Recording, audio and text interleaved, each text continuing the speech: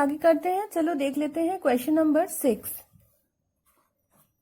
Question number 6 आप लोग ध्यान से देखो। इसमें एक निम्नतम सूचक आवृत्ति विभाजन तालिका दिया हुआ है, तो उससे आप लोग को आवृत्ति विभाजन तालिका बनाना है। ठीक है, तो हम लोग लिखते हैं, तालिका बनाते हैं।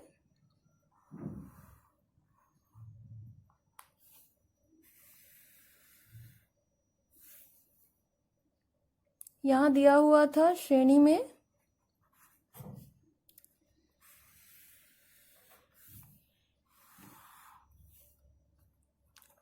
10 से कम, 20 से कम,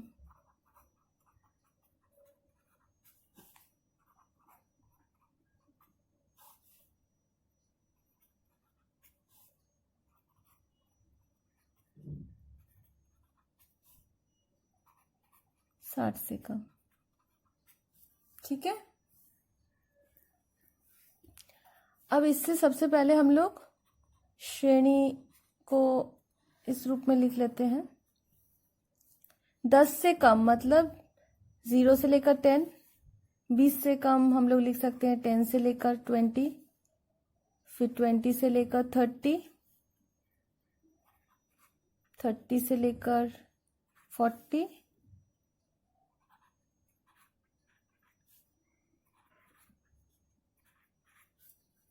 ठीक है। क्वेश्चन में आप लोग देखो 10 से कम में छात्र छात्राओं की संख्या 17 दी हुई है, तो यहां पर जो आवृत्ति है पहले श्रेणी का 17 होगा। ठीक है, अब दूसरी श्रेणी में देखो 20 से कम में क्वेश्चन में कितना दिया हुआ है, 22 दिया हुआ है ना, तो वो तो निम्नतम सूचक है। पहले श्रेणी का 17 है, दूसरी श्रेणी में 22 दिया हुआ है, तो 17 से 22 हम लोग कैसे आएगा, 17 + 5 = 22। थोड़ी देर पहले यही मैंने आप लोग को सिखाया, तो दूसरी श्रेणी का हो जाएगा 5 आवृत्ति। जो क्वेश्चन में दिया हुआ है तुम लोगों का 17, 22, 29 ऐसे जो दिया हुआ है,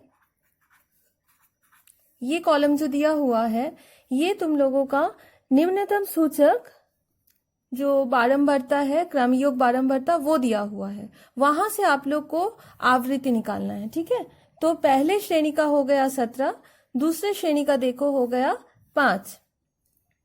उसके बाद हम लोग क्या करते थे, जो नेक्स्ट वाला थर्ड वाला होगा 22 के साथ कुछ प्लस करना है ताकि 29 आ जाए, तो जानते हैं 22 के साथ 7 प्लस करने से 29 आ जाएगा, तो नेक्स्ट वाला हो गया 7।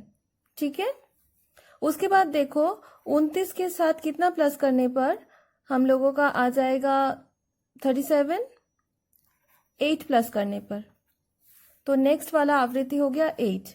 अब इस 37 के साथ कितना प्लस करने पर 50 आएगा, 13 प्लस करने पर, तो नेक्स्ट हो गया 13। और 50 के साथ कितना प्लस करने पर 60 आएगा, 10, तो नेक्स्ट आवृत्ति 10। क्लियर बच्चों? तो ये जो दिया हुआ था ये आप लोग का क्रमयोग बारंबारता था, वहां से हम लोगों ने निकाल लिया आवृत्ति। ठीक है, अब जैसे करते हैं हम लोग करेंगे, एक बार कैलकुलेशन करके देख लो 60 आ रहा है या नहीं। 17 + 5 22, 22 + 7 29, 29 + 8 37, 37 + 13 50, 50 + 10 60। ठीक है, नेक्स्ट है हम लोग का श्रेणी सीमा। मैंने आप लोग को ये पहले भी बताया था एक सवाल में।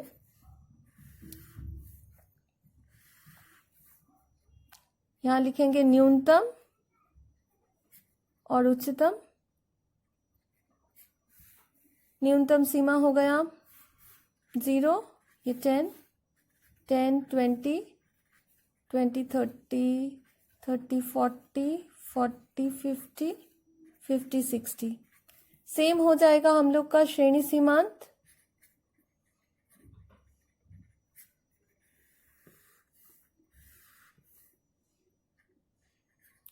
निम्न सीमांत और उच्च सीमांत सेम रहेगा।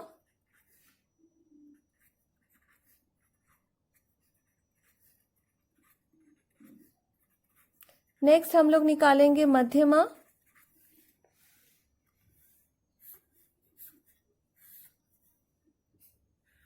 नेक्स्ट निकालना है मध्यमा लंबाई और घनत्व।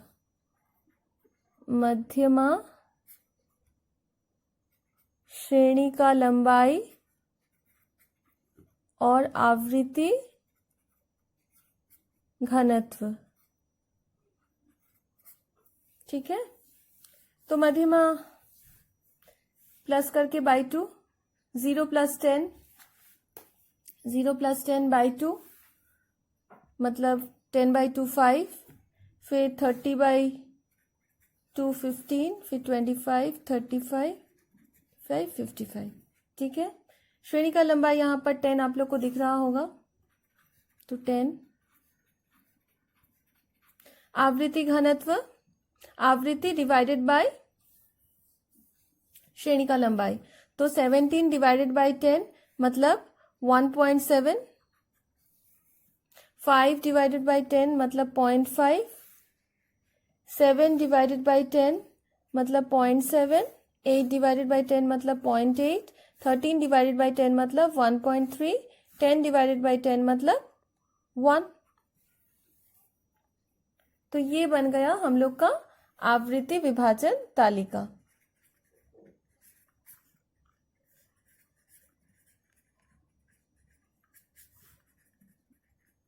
क्लियर?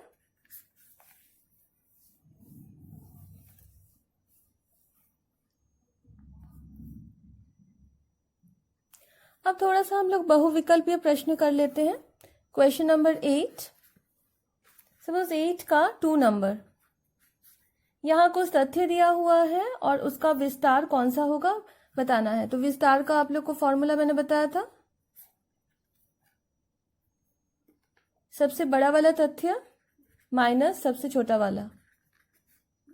तो सबसे बड़ा वाला है 32 और सबसे छोटा वाला यहाँ पर है 6, तो 32 - 6 दैट इज इक्वल्स टू 26। तो हम लोग का आंसर हो गया डी वाला। क्लियर? नेक्स्ट चलो हम लोग देख लेते हैं 4 नंबर, 8 का 4। क्या क्वेश्चन है? एक आवृत्ति विभाजन तालिका की श्रेणी के मध्य बिंदु है।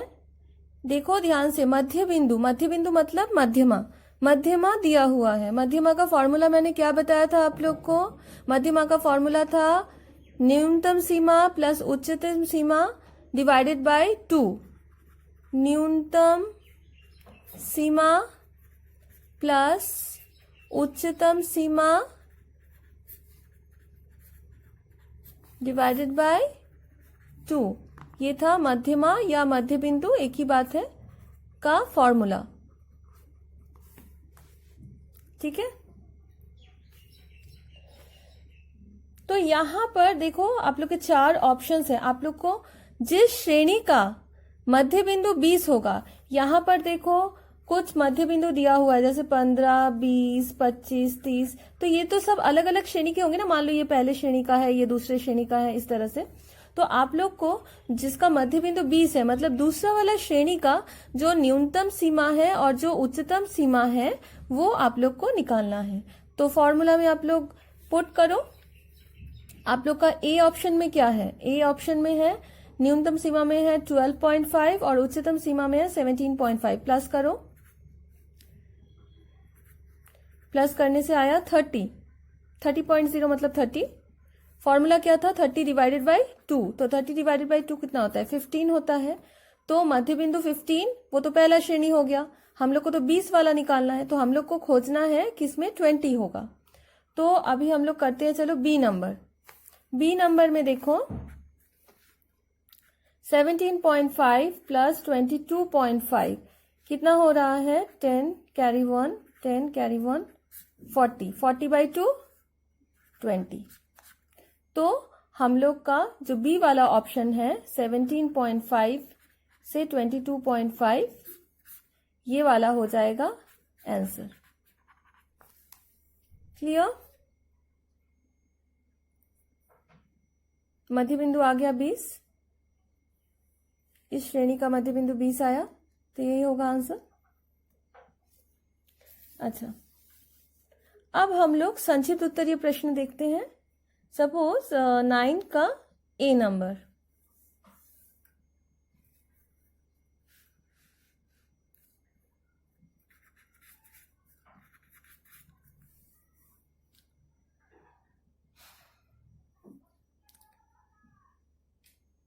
एक अविच्छिन्न आवृत्ति विभाजन तालिका के एक श्रेणी का मध्य बिंदु M है।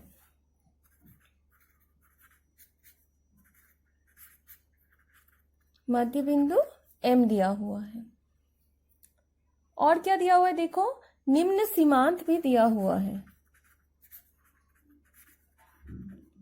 निम्न सीमांत U दिया हुआ है। यहां पर आप लोग को उच्च सीमांत U दिया हुआ है। उच्च सीमांत U दिया हुआ है, आप लोग को निम्न सीमांत कितना होगा गणना करना है।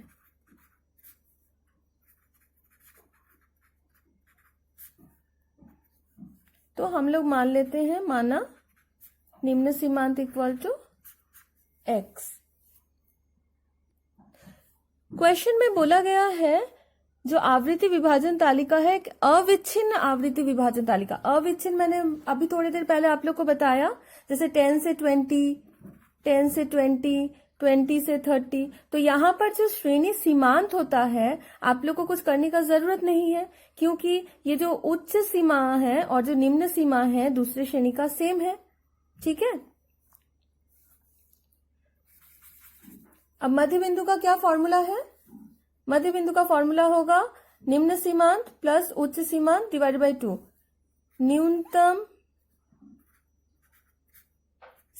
न्यूनतम सीमा प्लस उच्चतम सीमा डिवाइडेड बाय 2। तो ये फॉर्मूला हो जाएगा मध्य बिंदु का। ठीक है, ये फॉर्मूला होगा मध्य बिंदु का। लेकिन तुम लोग का यहाँ पर क्या दिया हुआ है? सीमांत दिया हुआ है। और अभी मैंने बताया अविच्छिन्न जो आवृत्ति विभाजन तालिका होता है, वहां पर निम्न सीमांत और न्यूनतम सीमा सेम होगा, उच्च सीमांत और उच्चतम सीमा सेम होगा। तो हम लोग लिख सकते हैं न्यूनतम सीमा की जगह पर x, उच्चतम सीमा की जगह पर u डिवाइडेड बाय 2 और मध्य बिंदु की जगह पर m। ठीक है, और यहां से आप लोग x कैलकुलेट कर लो।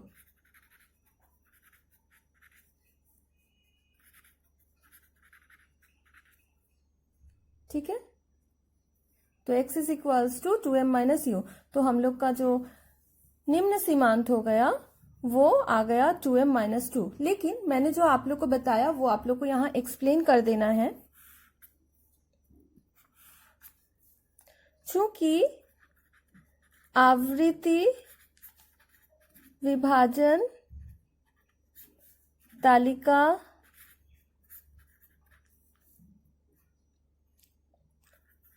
अविच्छिन्न है, देयरफॉर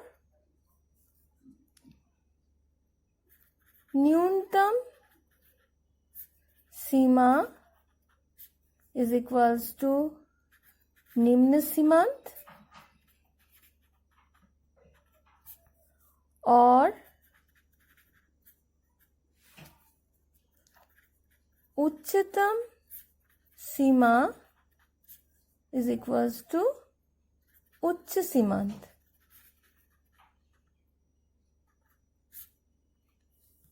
ठीक है, देयरफॉर यहां पर लिख दो निम्न सीमांत equal to 2m minus u answer. Clear? Last एक और सवाल करके देख लेते हैं। 9 का सी नंबर।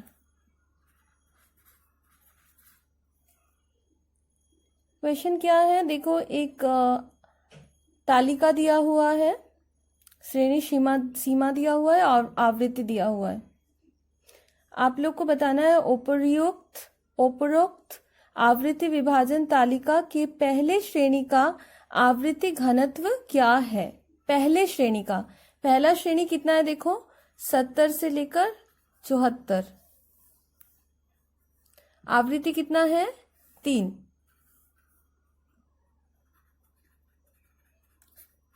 ये है पहला श्रेणी और ये है उसका आवृत्ति। ठीक है। दूसरा श्रेणी कितना है देखो, ये किस तरह वाला आवृत्ति विभाजन तालिका है, ये तो अविच्छिन्न नहीं है। यहां पर पहले श्रेणी का और दूसरे श्रेणी का जो इसका जो उच्च सीमा और दूसरे श्रेणी का जो न्यूनतम सीमा है अलग है। तो सबसे पहले आप लोग श्रेणी सीमांत ज्ञात करो। ठीक है, तो हम लोग टेबल बना लेते हैं।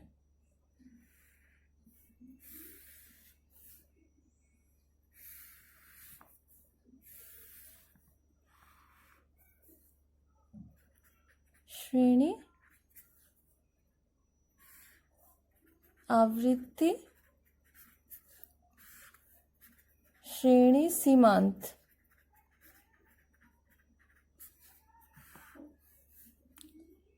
एक निम्न और एक उच्च।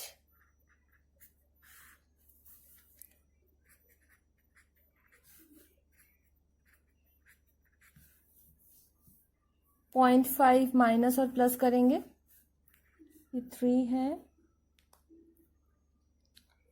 और दूसरे वाला कितना है, दूसरे वाला है 4।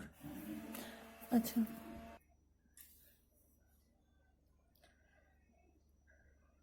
तो ये हो जाएगा 69.5, ये हो जाएगा 74.5, ये हो जाएगा 74.5, ये हो गया 79.5। तो हम लोग यहाँ पर निकालेंगे आवृत्ति घनत्व। आवृत्ति घनत्व मैंने क्या बताया था, अच्छा आप लोग को उसके पहले निकालना होगा श्रेणी का लंबाई। श्रेणी लंबाई, श्रेणी लंबाई कितना हो जाएगा देखो, 74.5 माइनस 69.5, 5। नेक्स्ट करेंगे आवृत्ति घनत्व। आवृत्ति घनत्व क्या बताया था मैंने फॉर्मूला, आवृत्ति बाई श्रेणी का लंबाई, मतलब 3/5। हम लोग को तो सिर्फ पहले श्रेणी का निकालना है, तो सिर्फ पहले श्रेणी का ही कर रहे हैं। 3/5, तो 3/5 आप लोग डिवाइड करो, डिवाइड करने से आएगा 0.6। तो लास्ट में लिख दो देयरफॉर पहले श्रेणी का आवृत्ति घनत्व इक्वल टू 0.6। क्लियर बच्चों?